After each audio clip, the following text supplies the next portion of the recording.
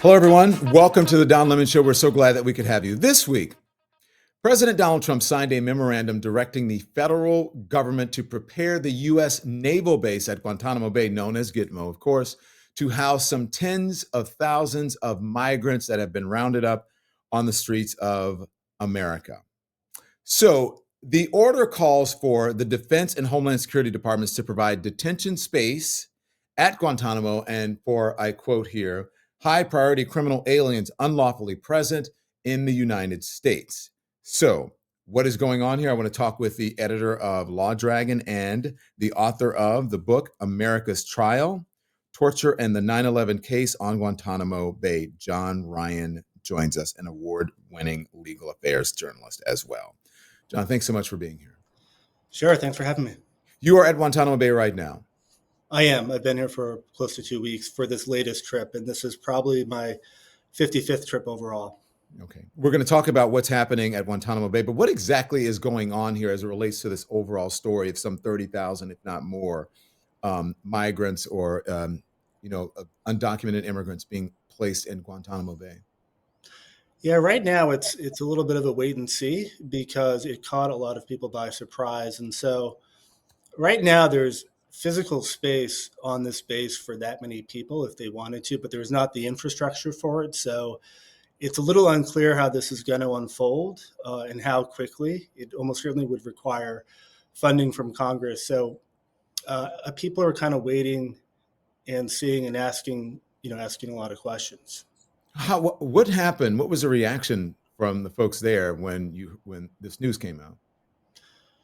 Well, it traveled pretty fast. This is a pretty small naval base. It has about 5,000 or so people now, and I think it caught people by surprise. There's only two members of the media here now, me being one of them, but with the other lawyers and other people on the base, I think it caught people by surprise. I think people had thought about this potentially happening because Guantanamo is sort of associated with detentions, but it still seemed to catch a lot of people by surprise.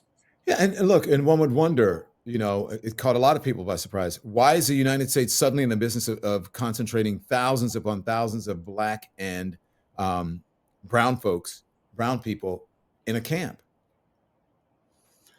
Yeah, I mean, almost immediately, the advocacy groups that work with immigrants and other populations were pretty outraged that this had happened. For that reason, I think the concern is that it has that flavor to it, even if what really matters is sort of how it's executed. But people who are familiar with other detentions that have taken place here, have understandably expressed really, really colorful concern. Let's walk me through then the memorandum Trump signed earlier this week, if you will. Well, right now it's pretty bare bones. It's saying that the worst criminals identified by the administration currently in some type of deportation proceedings or that get caught up would be the ones selected to come here. And then the other comments is that it would more or less double the available bed space for migrants that are being rounded up. So that's a pretty simple way of explaining it. The memo itself is pretty short. How they go from this base, which is mostly empty and does not have the capacity for that many migrants, how it goes from space for maybe 100 or so to 30,000 is just a huge question. And so the memo really doesn't provide a lot of answers. I think that is all hopefully in some sense forthcoming. Well, that is a question. And you're there and you talk to the staff, I would imagine. So does Guantanamo Bay even have the staff or the resources to be able to hold 30,000 migrants? No, that wouldn't be possible right now. I think where migrants have been held, which is on the other side of the base, from where I am now, you would cross the bay, and that's where Migrant Operations Center, where that has been. There is physical space across the 45 square miles of this base to hold a lot of people, maybe that many, but there aren't 30,000 beds. There's not a facility for 30,000 people in that area. It's mostly empty. So it would take a lot of not just the infrastructure, but the staff, of course, to run a large detention facility like that. And that isn't here yet at the time. Yeah. There is a staff, of course, still working for the prison for war on terror detainees, but those people, as far as we know, there wouldn't be any sort of movement of them to this operation if it happens. John, their reaction from a lot of folks online and just from the general public is that this is essentially going to turn Guantanamo Bay into a concentration camp. And others are saying, well, it is already a concentration camp of sorts. What's your take on that?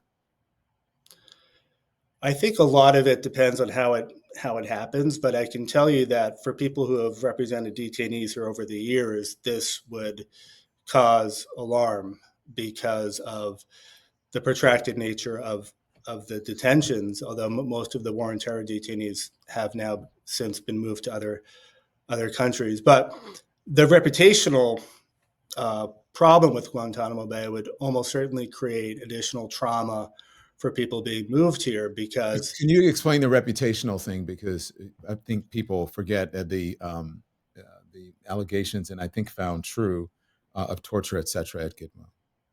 yeah, there was torture in earlier phases of Guantanamo Bay when detainees were first sent here, and then there were detainees that were tortured elsewhere at CIA black sites and then brought here.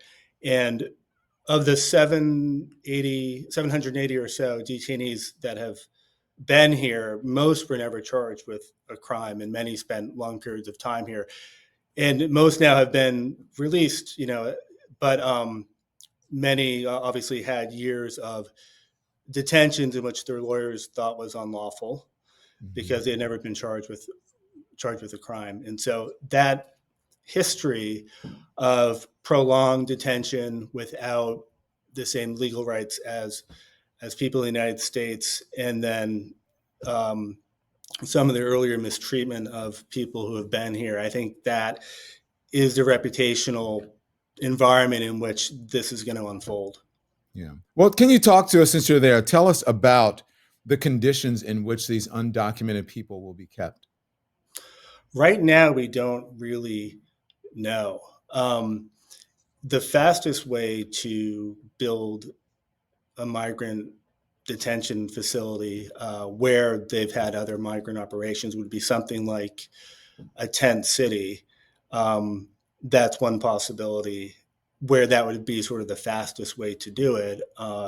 But that would pose a number of problems, including weather. There's hurricanes that hit here and stuff like that. So I just don't think we know enough when it comes to how quickly they would build a facility and kind of what type of facility it would be physically and how they would staff it. So we don't know if the folks that are going to be held in the same facilities, as the prisoners in Guantanamo Bay who have been accused of terrorism, right? That's correct. And so we know, and Secretary Hegseth has said that this is going to be a separate operation. So on one part of the base, there is still the prison that has held the suspected terrorist detainees for a long period of time. That will be separate from whatever migrant operations is built, probably on the other side of the space. And so they will be separate for separate reasons, for separate end purposes. So that is one thing that may be being muddled now. Right now, at least as far as we know, the Trump administration is not planning on putting migrants with the war and terror detainees. Yeah. So journalists have pointed out, and I want to get your take on this, what you think of as a journalist, with this is especially concerning in light of the passage of the Laken Riley Act. Can you speak to that, and why are folks linking these two things? Yeah, I don't really know. There's a lot of, it seems intentional in terms of, even with this move, they're describing these migrants as sort of the worst of that population, and that was sort of how the Bush administration described the initial detainees that were sent here. They were the worst of the worst, and so um, there is there are so many things different about the situations that it probably is dangerous to link them. I think they will be because of, like we talked about before, the reputation that Guantanamo Bay has. Yeah. Just that Laken Riley is 22 years old from Augusta University nursing student was murdered while she was jogging at the University of Georgia in Athens, Georgia. And they are saying that it was obviously done by someone who was here illegally in the United States. And so they came up with the Laken Riley Act. A man who entered the United States illegally was arrested by UGA police and charged with 10 counts, including felony murder, malice murder, false imprisonment, and then other charges. So what is the connection here? Is that do you think that's justification for them to be able to put folks in a facility that may have harsh conditions and using this to sort of soften the Americans' attitudes about it? I don't know. I think one of the problems, as we talked about, of sort of linking these two things is that they really don't have much to do with each other. But I think the language that's being used will sort of muddy this issue. But there are already processes in place to deal with the convict in that case, right? And so those processes are in place. What we don't know is what would be different from building a new facility, let's say in Colorado, and having migrant detainees sent there versus having them come to Guantanamo Bay. Will they have fewer legal rights, fewer access to counsel because they are here? And I think that is a concern. I don't think we know. What is the Trump administration trying to replicate what would happen in a different facility, but they're having it here because they feel like it's a more secure location, or is it a way to sort of get into the legal black hole that Guantanamo Bay has been for at different periods? Yeah, so they can maybe flout the law and sort of human rights issues. By the way, the Laken Riley Act is a law that mandates the federal detention of illegal immigrants who are accused of theft, burglary, assaulting a law enforcement officer, and any crime that causes death or serious bodily injury. Journalists have pointed out that this move is especially concerning in light of that passage, and they're linking the two, and that's what we're talking to John Ryan about. John, how did the dehumanization of migrants become so normalized? Do you think that, this is insane? They've ratcheted this up even from just calling people illegal aliens. Yeah, I think the rhetoric of the last campaign was really effective, and I think they really preyed upon people's fears of the increased numbers of people coming into the country, and that was successfully played upon during the last campaign. And there is I think, justification for the Trump administration to say that this is what people voted for. It's way more complicated than that, but there is a version of this that people have, in a sense, voted for. So I think they're using that mandate, however more nuanced it should be, this concept of a mandate to really push this stuff forward incredibly quickly. Just in general, when you're looking at for the general public and for Americans, what do you think the ramifications of this, if the Trump folks, Donald Trump and the administration, if they do go along with and keep their promise of sending these folks to Guantanamo Bay, at least 30,000 of them, what do you think the ramifications are for the country? I think it'll be a really complicated legal mess that could drag on Yeah. for a long period of time. And the current Guantanamo situation, which is focused on war and terror detainees and some of their criminal cases, that has been a legal fiasco that has dragged on now for more than 2 decades. And so I think if you have people sent here in those numbers, you're going to have the human rights community really up at arms. They already are. And I think it's going to be just an unpredictable, but unpredictable in terms of the claims and the arguments and sort of the nature of the treatment, but predictable, and that'll be a real frenzy, I think, of litigation that could really be a headache for the Trump administration, where there may be I'm almost certainly there's a simpler solution than flying 30,000 or how many people there are to this base, which is incredibly remote. It's hard to get anything done here. It's hard to run a court here.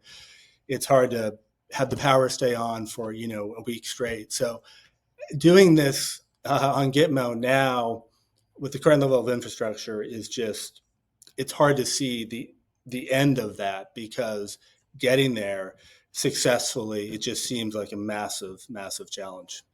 John Ryan, an award-winning legal affairs journalist and co-founder of Lawdragon.com, the editor, as a matter of fact, of Lawdragon.com, also the author of America's Trial of Torture and the 9/11 case on Guantanamo Bay.